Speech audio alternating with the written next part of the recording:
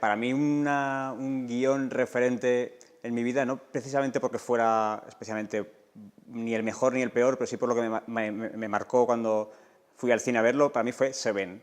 O sea, de repente, el día que vi Seven, la sensación fue de, coño, esto tiene un guión, ¿sabes? De repente sentí el guión, pero no como caprichos del guión, sino que lo sentía como algo bien hecho, algo bien pensado, algo como de hay determinadas estructuras, tal y cual, y para mí recuerdo que el salir de ver Seven fue un momento como súper clave a la hora de pensar, ostras, pues a lo mejor esto del guión mola y me apetece escribir guiones como Seven. De hecho, yo creo que después de Seven salieron un mogollón de guiones de psicópatas y cosas así. Yo creo que influyó a muchísima gente. Y como influencia de guionista en concreto, para mí es Quentin Tarantino. Me pasa un poco como con Seven.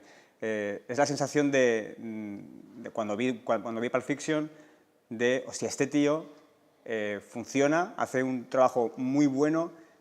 Además es un trabajo para toda la gente, es decir, para todos los públicos, que para mí es también una cosa como muy en mi vocación, intentar siempre hacer como un cine comercial y tal, y Quentin Tarantino aúna un poco eso, que es ese cine comercial, pero al mismo tiempo tiene ese punto de ensayo, de experimento. Con Pulp Fiction pasaba, que era cómo jugaba con las estructuras, el tipo de historias que contaba, que llegaba a todo el mundo, pero al mismo tiempo estaba investigando y estaba experimentando, y para mí Tarantino como guionista me parece impecable. ¿Sabes lo que pasa? Que no me considero el típico guionista con sus traumas y sus cosas del pasado y sus despertares sexuales y sus experiencias en la guerra civil. De repente es como, hay un punto en el que para mí mis temas son las películas que me apetecen ver. O sea, para mí el cine que me apetece ver, el cine que veo y que disfruto es lo que a mí me apetece. Posiblemente si miras mi filmografía hay una cierta presencia del mundo teen, de los adolescentes, de juvenil, tanto en Más de 1000 cámaras, la primera película, que era terror, como en Promoción Fantasma, que es comedia, pues hay una presencia juvenil y tal y cual, y a lo mejor, no sé, mi tema es recurrir a mi época de instituto y tal, y revivir aquella época, pero vamos, un poco eso. Mi tema es ese, es las películas que me gustan, básicamente. En una webserie, yo he hecho dos, Con pelos en la lengua y Chessboxing. En ambos casos, la sensación es de libertad absoluta, más allá de las condiciones que te plantea la falta económica, el presupuesto. Pero una vez que tú pares ese proyecto sabiendo qué puedes hacer, lo que puedes hacer y lo que no puedes hacer, la libertad es total. O sea, para mí, cuando creamos Con pelos en la lengua hace ya más de 4 años, y ya vamos por la tercera temporada, la sensación era muy buena, era el poder hacer lo que nos da la gana, porque era la típica serie que jamás podríamos haber hecho en televisión. Entonces, precisamente yo creo que la clave del éxito, en este caso de Con pelos, es que es un producto completamente diferenciado de lo que se puede ver en la tele, y que ha encontrado un público, y nosotros los hemos encontrado a ellos. Y yo creo que la sensación esa de escribir con total libertad y encima tener la reacción del público de manera tan rápida, porque en el momento en que subes el capítulo tienes comentarios de Facebook, vas viendo cómo van creciendo las visitas, no tienes que esperar a las 8 de la mañana del día siguiente para ver el dato de share o la taquilla que hizo, sino que ya estás viendo la recepción de la gente. A mí, desde luego, esa libertad con la que se trabaja en el mundo web, para mí es fantástica, y no quiero renunciar a ella, me gusta mucho. Pues a ver, el productor ejecutivo es esa figura que hay en series de televisión, que sin escribir, no necesariamente, no tienen por qué escribir guiones, pero sí que influyen y deciden, tienen una decisión en el transcurso de lo que va a suceder en esa serie, y también tienen voz y sobre todo voto en determinados aspectos como casting y otros temas de producción, pero siempre pensados y enfocados en el beneficio de la historia, del desarrollo de la serie. En el caso del cine, y más del cine español, la figura del productor ejecutivo sí que ya se complica bastante, en el sentido de que el cine español es un cine muy de autor. El 80% de las películas son el director y el guionista son la misma persona, por lo cual sí que hay un punto de autoría que yo creo que esos directores que han escrito su guión, que lo ven como algo personal, que lo ven como su historia y su producto y su todo, yo creo que esa influencia de un productor ejecutivo como tal, creo que les costaría más, porque les va a costar más renunciar a su parte de autoría para que un señor decida cómo de manera creativa directamente en la historia y les influye. En cualquier caso, sí que es cierto que los productores en general sí que influyen en las historias, llámales ejecutivos o como sea, sí que siempre acaban influyendo, pero esa figura de productor ejecutivo en la tele, que hay en la tele, con esa decisión absoluta, en cine yo creo que es más difícil, pero por el cine concreto que se hace en España, que es un cine muy de autor. Yo creo que hay géneros mucho más agradecidos para determinadas plataformas. En el caso de las webseries, por ejemplo, funciona mucho la comedia, sobre todo funciona la comedia. Y creo que es porque es muy difícil para el terror. Si piensas, por ejemplo, la gente ve webseries, en el caso de Compros de la Lengua, el 20% de las reproducciones se hacen desde dispositivos móviles.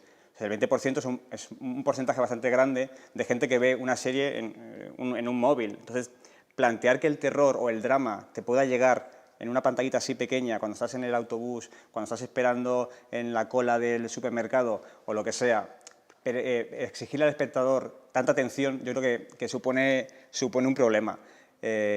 Más allá de eso, yo creo que tanto en la tele como en el cine, yo creo que hay muchas menos diferencias, pero creo que sí que es verdad que en el mundo web el género sí que lo condiciona bastante.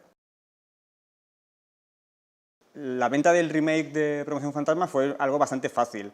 El guión ya tenía una vocación comercial clara y en el mismo momento en el que Fox como distribuidora se hizo con los derechos de la película para poder distribuirla en España, vio que era una película que tenía un potencial de remake en Estados Unidos que era bastante directo y bastante claro. Imagino que esperaron a que la película tuviera un relativo éxito como así fue, que quedara bien, que se demostrara que la historia tenía cierto calado y que la gente se reía, que funcionaba, y una vez que esto pasó, tras el estreno, fue todo bastante rápido. Fox se puso en contacto con alguna de sus productoras de confianza y se ha firmado un acuerdo con la productora de Will Smith y es los que están trabajando ahora mismo en el desarrollo del remake. Yo generalmente no me siento a escribir hasta que no tengo toda la película en la cabeza.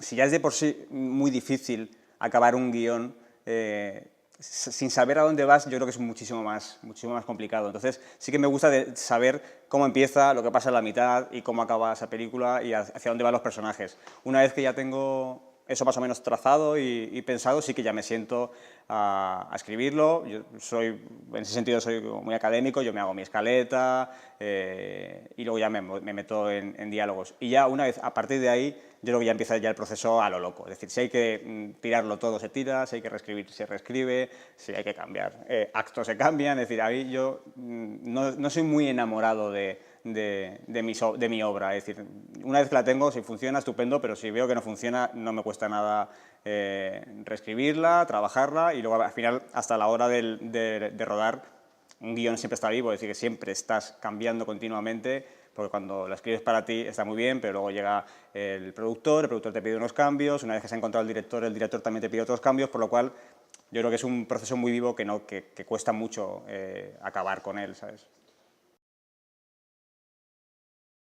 Bueno, pues con algunos sí y con otros no. Hay veces que sí que lo reconoces y otras veces en los que no. Pero el no reconocerlo tampoco creo que sea algo malo. Es decir, si no lo reconoces, pero el guión ha evolucionado para bien, no pasa nada. Al final el guión no deja de ser una herramienta con la que se trabaja. Es decir, que por ejemplo en Promoción Fantasma sí que se cambian algunas cosas, que cayeron muchos chistes, pero al final el resultado para mí era óptimo. Es decir, si se cayeron los chistes posiblemente fue porque en el momento de rodar o una vez visto no funcionaban. Es decir, si hay que cortarlo, se corta. A mí no, es una cosa que no me preocupa. Ya te digo que no soy muy autor en ese sentido. Es decir, que yo creo que soy un currante más y ahí estoy. Pues papá y mamá, las dos cosas. Me gusta trabajar por encargo porque me supone un reto y sobre todo me supone un dinero estupendo. Es decir, cuando hay un encargo se presupone que vas a cobrar y al final todos intentamos vivir de esto, pero el hecho de trabajar en tus ideas, pues hombre, todos llevamos cositas dentro, inquietudes que nos apetecen desarrollar y tienen también su punto de favor. Ya te digo que es algo con lo que me siento cómodo de las dos maneras. Tener la película entera en la cabeza, para mí es fundamental.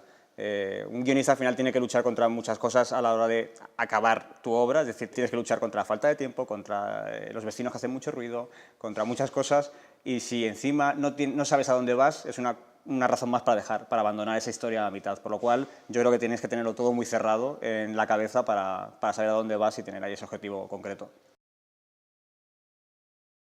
La putada yo creo que de nuestra profesión es que contar anécdotas es contar miserias, que yo creo que es muy difícil que un guionista pueda contar una anécdota de esa cosa tan entrañable de que alguien te reconoció por la calle y te dijo gracias por cambiarme la vida. Primero porque nadie nos reconoce y segundo porque es muy difícil que esto pase. Pero generalmente siempre son cosas chungas con productores. A mí una vez me quisieron chulear en una serie de prime time, que no estamos hablando de una cosa autonómica muy escondida, sino era una cosa para una generalista y supuestamente una productora seria con mucho bagaje y tal, y me quisieron chulear pasta de una manera descarada. Pues, una vez que llegamos a fin de mes y me iban a pagar, esto no es lo que me dijisteis. El tío me dijo, esto es lo que hay, es decir, si lo tomas bien y si no quieres cobrar esto menos, te echo. Entonces dije, bueno, pues me voy. Y al día siguiente me enteré que la serie se acababa. Entonces, posiblemente si hubiera aceptado poner el culo y cobrar menos, me habría dado igual porque me habría ido, pero por lo menos tuve la suerte de poder decir, mira, oye, que yo me voy, pero págame lo que me dijiste, el tío me pagó lo que me dijo y la serie se acabó de la misma manera, o sea que... We thought that since it's so familiar Creative evolution.